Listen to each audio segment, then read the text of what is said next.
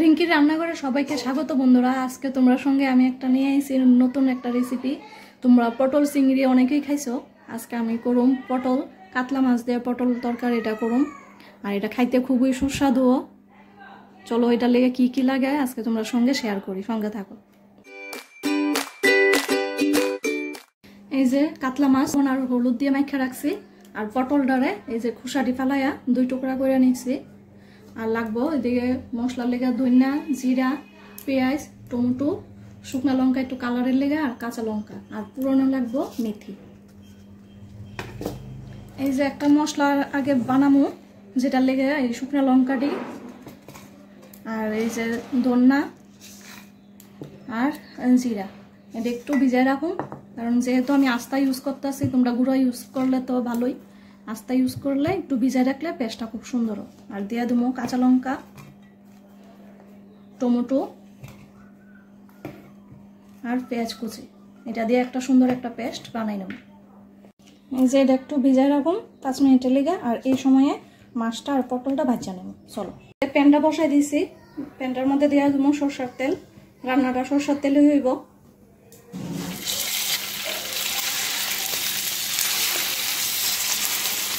এই যে পটলটার মধ্যে হলুদ লবণ মাখাই নেব।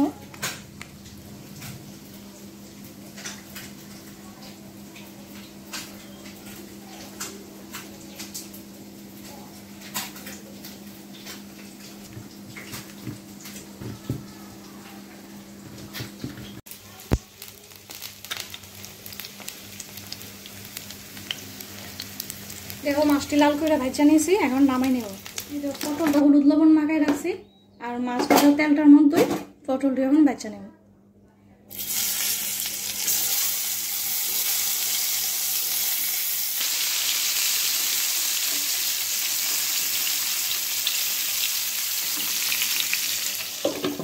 এই যে পটলটি সুন্দর করে ভাজা নিয়েছি, এখন নামাই নেব।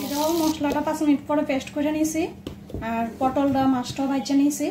এখন রান্নাটা শুরু করুন। আর তোমরা চাইলে আলুও ভাজা দিতে পারো। এই দেখো একটা কড়াই বসাই দিয়েছি, এটার মধ্যে দিয়ে দিছি তেল, আর পুরনে দিমু মেথি।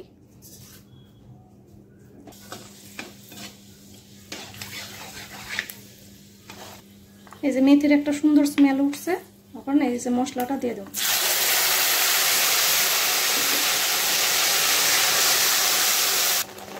মশলাটার মধ্যে দিয়ে দেবো হলুদ,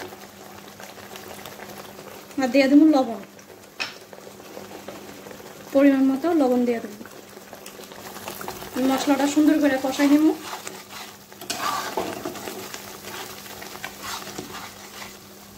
এই দাও মশলার থেকে তেল ছাড়া দিছে, ওখানে ভাজা পটল দিয়ে দেবো। দিয়ে সুন্দর করে পটলটার সঙ্গে মশলাটা আবার কষা নেব।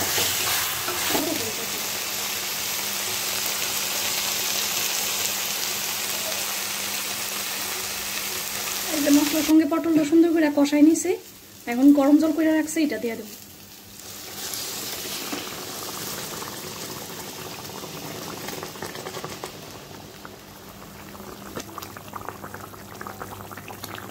এই যে ঝোলটা ভালোভাবে ফুটে উঠছে, মানে মাছটি দিয়ে দেবো।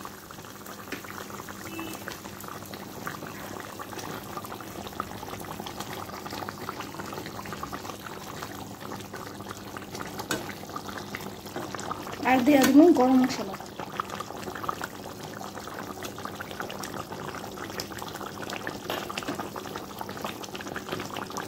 এই যে আমার একদম রেডি, দেখো চটজল দিয়েও, আর খাইতেও খুব সুস্বাদু। দেখো তোমরা চাইলে আলুও দিতে পারো, মানে 2 মিনিটের লেগে ঢাকা দিয়ে রাখো।